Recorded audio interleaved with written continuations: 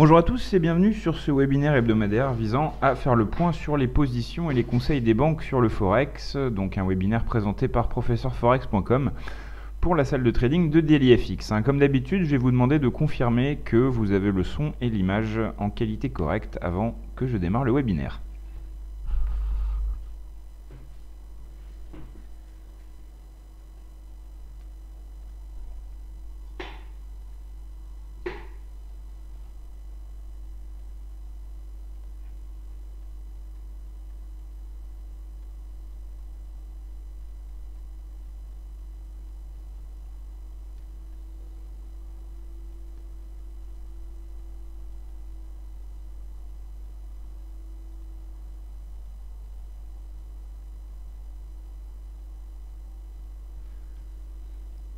Alors je rappelle pour les participants qui sont en train d'arriver, j'attends vos confirmations que le son et l'image sont OK pour démarrer ce webinaire mensuel sur les positions des banques sur le Forex.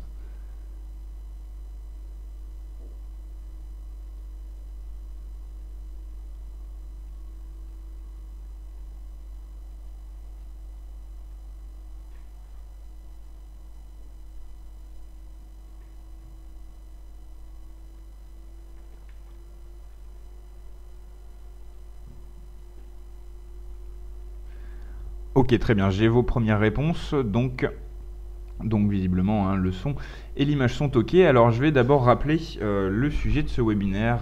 C'est donc présenté par professeurforex.com. On y parle d'un service qui s'appelle le portefeuille des banques, qui est au passage accessible gratuitement pour les clients FXCM. Et ce service consiste de notre côté à rechercher et compiler des positions et des conseils en provenance de grandes banques telles que Goldman Sachs, Morgan Stanley, Crédit Suisse ou d'autres. On rassemble ces positions dans des tableaux avec d'un côté les positions en cours et de l'autre côté les positions en attente. Bien sûr, pour chaque conseil, il y a un point d'entrée, un stop et une limite. C'est donc un service de signaux de trading, sauf que les signaux de trading ne sont pas émis par Professeur Forex, ils sont émis par des banques. Alors soit c'est les banques qui communiquent sur leur prise de position, soit c'est tout simplement les banques qui envoient des conseils à leurs clients.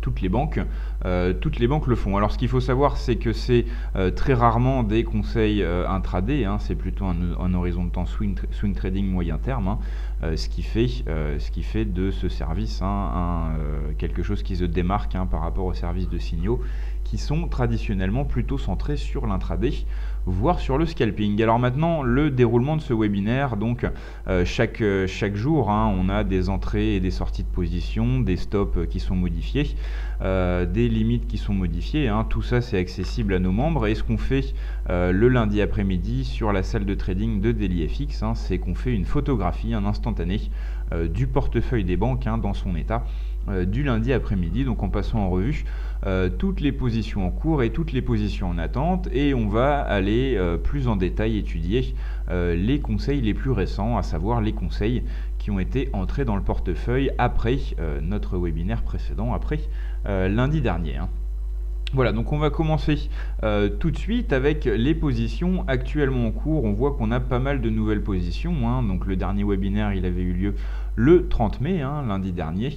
On va donc passer en revue sur les graphiques toutes les positions qui sont antérieures au 30 mai. On voit qu'on en a une qui a été enregistrée aujourd'hui de la part de UOB, une banque chinoise, pour euro-dollar, un ordre d'achat, une position acheteuse, prise à partir de 1,1350 avec un objectif à 1,1450 et un stop à 1,1250. Ça fait partie des positions qu'on va voir plus en détail sur les graphiques. En ce qui concerne GBP-USD, on a une position récente également qui date de vendredi dernier avec une vente de Crédit Suisse avec un cours d'entrée à 1,45. Les deux autres positions sont des positions de long terme qui ont été ouvertes au début du mois de mai et qu'on a donc déjà passé en revue.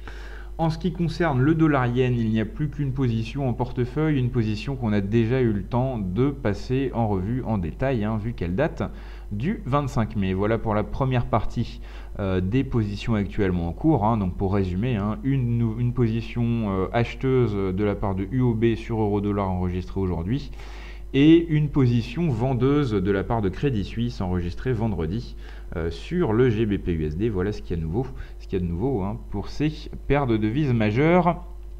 Pour les autres paires, on voit rien de nouveau sur AUD/USD. La position qui est actuellement en cours date du 20 mai.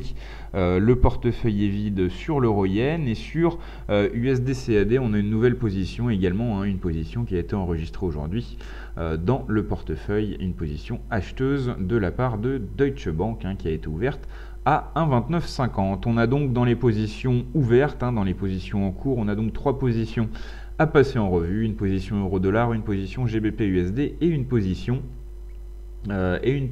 USD/CAD, hein. Alors, je fais un tour sur les commentaires, hein. On me dit que l'image, les tableaux sont flous. C'est peut-être de votre côté, parce que là, pour moi, la connexion Internet est très bonne, et c'est configuré, hein, en qualité moyenne, hein, ce qui devrait éviter les flous, hein. Donc peut-être, hein, que c'est une question de débit de votre côté, ou peut-être que tout simplement ça va s'arranger de soi-même. Et je rappelle également, hein, que vous avez sur la chaîne YouTube de DailyFX, hein, tous les enregistrements de ces webinaires qui sont publiés très peu de temps après la fin du webinaire, hein, et qui sont eux d'une qualité, hein, irréprochable. Donc voilà, une nouvelle position sur USD/CAD. Également, on va passer sur les graphiques, et ensuite on passera aux positions en attente qui sont pas nombreuses, hein, cette semaine. Alors, nous voilà devant un graphique horaire de l'euro-dollar. On avait donc une position acheteuse de la part de UOB, ouverte à 1,1350. On va donc pointer le seuil des 1,1350. Voilà, avec une ligne épaisse. L'objectif est à 1,1450, donc un objectif à 100 pips de gain, hein. Dans le portefeuille des banques, hein, c'est ce qu'on appelle une position plutôt de court terme, hein. Et le stop est à 1,1250. Alors, ça, c'est une des particularités de la banque UOB, hein. Il y a souvent une gestion du risque, hein, qui est pas aléatoire, hein, mais qui est un peu audacieuse, notamment au moment de la prise de position. Là, on le voit bien, hein, on a un stop qui est à moins 100 pips et un objectif de gain qui est à plus 100 pips, hein. C'est contraire aux règles élémentaires de gestion du risque, hein, vu que généralement on cherche à avoir un stop plus serré que son objectif, hein. Toutefois, il faut noter que c'est dans les habitudes de la banque, hein, et que quand ces positions durent sur quelques jours, hein, la banque n'hésite pas à affiner ses objectifs et ses stops, hein, pour retrouver une gestion du risque plus correcte, hein. Mais c'est vrai qu'au moment de l'ouverture de la prise de position, hein, les conseils du UOB, hein, sont souvent un peu cavaliers au niveau de la gestion du risque, hein. Mais après tout, c'est pas très grave, hein, si on a rapidement ensuite, hein, des mises à jour sur les stops et les limites. On poursuit avec GBP. Donc là, hein, pour en revenir à cette position euro-dollar, hein, on est actuellement sur les 1,1354, hein, donc une position à peu près neutre. C'est vrai qu'après la hausse qu'on a observée vendredi dernier, on peut éventuellement s'attendre à une correction, à un certain essoufflement du marché. C'est pas ce que prévoit la banque UOB, hein. La banque UOB prévoit une extension directe, hein, donc de la hausse de l'euro-dollar à partir des 1,1350. Ça, c'est pas encore réalisé, hein, mais la journée n'est pas finie, hein, et peut-être que c'est la journée de demain, hein, qui se concrétisera par une hausse. Donc pour l'instant, une position toujours valide, hein, qui a de toute façon été enregistrée très récemment aujourd'hui dans le portefeuille. On poursuit avec GBP/USD. GBP/USD, cette fois une position vendeuse de la part de Crédit Suisse, une position enregistrée vendredi dernier, ouverte à 1,45.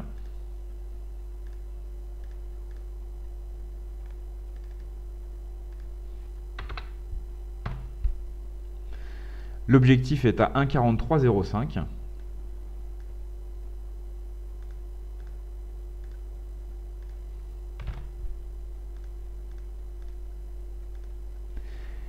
Et le stop est à 1,4587.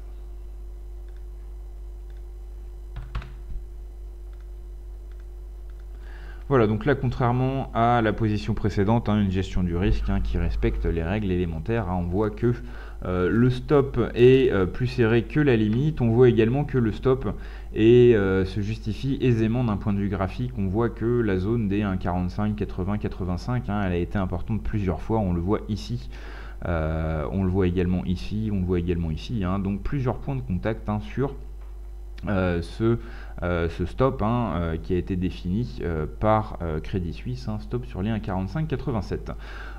Prise de position sur les 1,45, c'est également quelque chose qui se défendait au moment de la prise de position, vu qu'on voit que c'est un seuil qui s'était révélé important par le passé. La position est en gain, elle a été ouverte à 1,45, on a atteint un plus bas sur les 1,4350 récemment, donc quand même une position qui a affiché des gains latents de 150 pips. Actuellement ça se résorbe vu qu'on est sur les 44,37, mais il n'y a rien qui dit que la baisse ne va pas se poursuivre. En tout cas, les choses sont bien engagées. On peut supposer une résistance autour de 1,4450 et un retour de la baisse à partir de là, avec pourquoi pas dans la foulée toucher l'objectif des 1,43. Voilà donc pour cette position de Crédit Suisse, position vendeuse sur le GBP USD.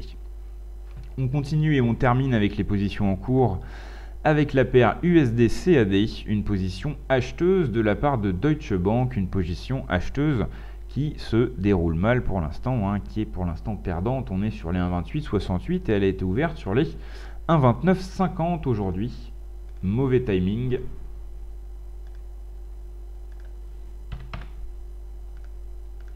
Mauvais timing pour Deutsche Bank qui prend position et qui voit la paire chuter fortement tout de suite après. Le stop n'a toutefois pas encore été touché parce qu'il est positionné sur les 1,27.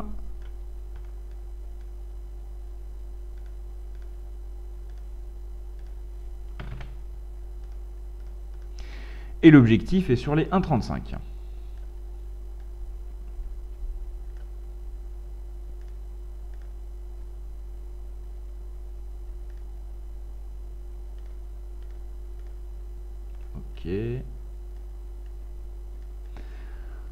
Voilà, donc la gestion du risque est encore une fois correcte, stop à 1,27, objectif à 1,35, c'est une position qui est pour l'instant perdante, mais le stop est assez large, on a environ un tiers, peut-être un peu plus d'un tiers du chemin vers le stop. C'est encore tout à fait possible que cette position repasse en gain. De toute façon, c'est une position qui est qualifiée de moyen terme par Deutsche Bank qui l'a émise. Donc c'est une position qui est censée se dérouler sur plusieurs semaines au moins. Voilà pour les positions en cours. On avait donc 3 nouvelles positions en cours à passer en revue. On va maintenant passer aux ordres limites en attente avec que des nouveaux ordres pour le dollar yen. On va d'ailleurs pouvoir tous les pointer sur le même graphique. Ça nous aidera à essayer de repérer des concordances entre les stratégies des différentes banques. Donc 3 ordres limites de vente, un qui a été enregistré mardi dernier, Crédit Suisse qui en a remis une couche jeudi dernier, le 2 juin, et Morgan Stanley qui a rejoint donc Crédit Suisse vendredi dernier avec un ordre limite de vente. On va donc placer tous ces ordres sur le même graphique et essayer de voir un peu plus clairement quelle est la stratégie de la banque derrière ces conseils. Stratégie des banques. On va utiliser 3 couleurs différentes. On va commencer par la plus ancienne qui est de Crédit Suisse, 31 mai. Un ordre limite de vente avec un cours d'entrée à 116,60. Alors je rappelle le principe de l'ordre limite de vente. Dans un ordre limite de vente, on attend que ça remonte pour pouvoir se positionner à la vente à bon compte. Là en l'occurrence, Crédit Suisse attend que ça remonte à 111,60.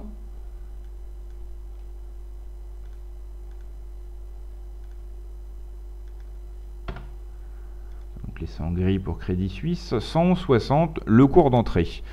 Objectif 109,80 une fois qu'on aura touché les 111,60.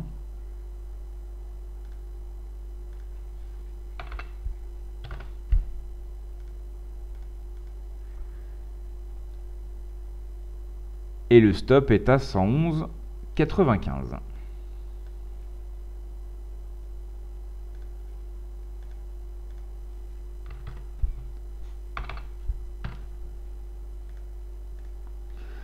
Donc là pour le coup un stop assez serré, une position, un conseil qui date du 31 mai, donc je rappelle que ce conseil a été publié, on va cercler, 31 mai, donc à peu près par là. Autant dire que depuis le temps, on a eu cette chute que la banque a pu observer et que très certainement son avis a changé depuis. On est maintenant loin des 160, loin du cours d'entrée qui était prévu par Crédit Suisse. Ce qui va très certainement se passer, c'est que très certainement dans les prochaines heures ou dans les prochains jours, Crédit Suisse va annuler ou modifier le cours d'entrée de cet ordre limite en attente. Pour l'instant, celui-là, on peut le considérer en stand-by. On est maintenant très loin du cours d'entrée. La deuxième position qu'on devait mettre en lumière, elle datait, elle, de jeudi dernier, et c'est toujours Crédit Suisse. Donc voilà, c'est bien ce que je disais. Au lieu de modifier sa position, elle en a rajouté. Au lieu de modifier son ordre limite de vente, elle en a rajouté un deuxième pour persister dans sa stratégie. Et cette fois, avec un cours d'entrée à 109,45.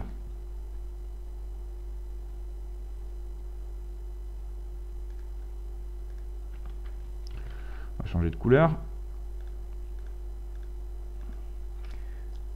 L'objectif 108,25.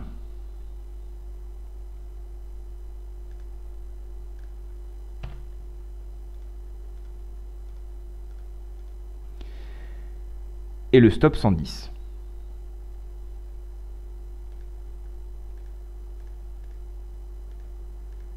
Encore une fois, une bonne gestion du risque, un stop prudent.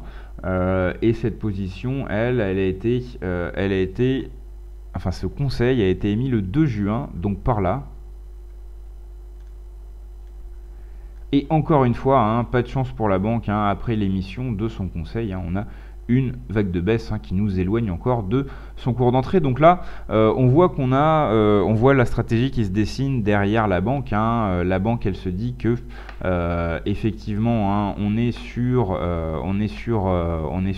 une phase de correction pour le dollar-yen. Elle essaye de jouer cette phase de correction, mais elle est peut-être un peu trop prudente dans ses points d'entrée. Elle cherche à ne surtout pas, comme on dit, rattraper un couteau qui tombe. Elle essaye au contraire de se positionner sur des rebonds, mais là le timing est pas bon, vu que quand elle émet ses ordres, on a, au lieu du rebond qui lui permettrait de se positionner, une accélération baissière en ligne droite. Elle n'arrive donc pas à se positionner pour l'instant. À suivre donc dans les prochains jours les éventuels nouveaux ordres de Crédit Suisse pour corriger un petit peu sa stratégie. On termine avec Morgan Stanley, un ordre limite de vente datant de vendredi dernier. Un cours d'entrée à 110,70.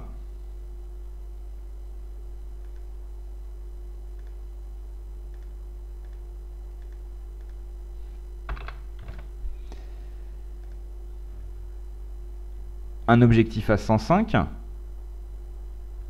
Donc là, c'est une position un peu plus ambitieuse, d'un peu plus long terme, même si elle est qualifiée de court terme par la banque.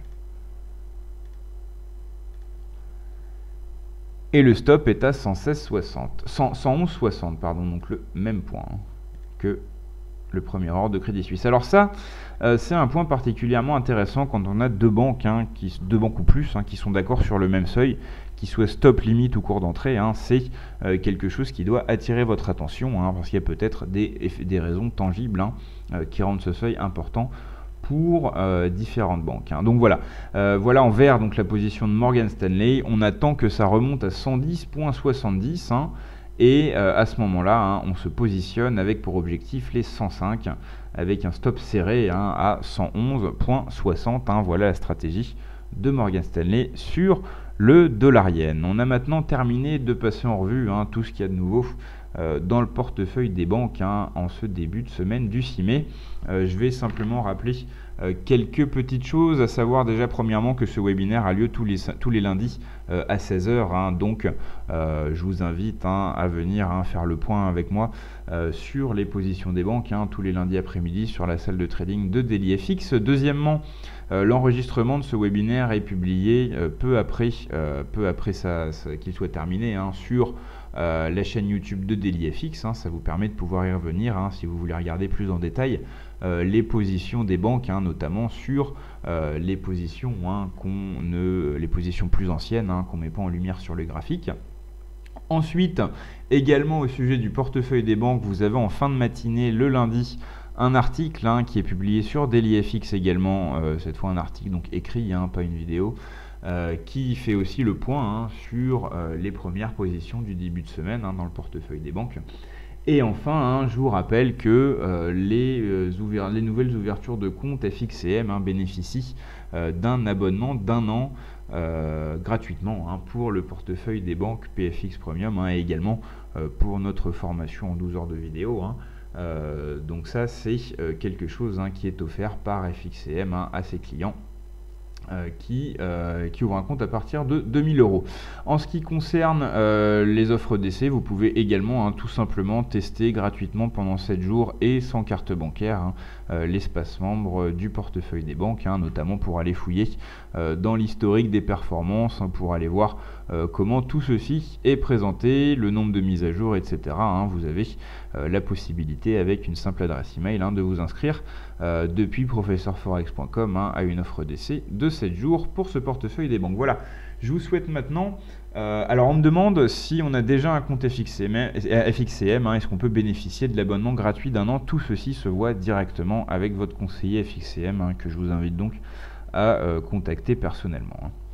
Alors voilà, donc c'est tout ce que j'avais à vous dire. Donc encore une fois, bonne après-midi à tous, bonne semaine de trading, bon courage pour cette semaine qui s'annonce moins chargée que les précédentes, mais qui, compte tenu des récentes évolutions de l'euro-dollar, pourrait quand même se révéler animée. Et je vous donne donc rendez-vous la semaine prochaine pour un nouveau point sur les positions des banques.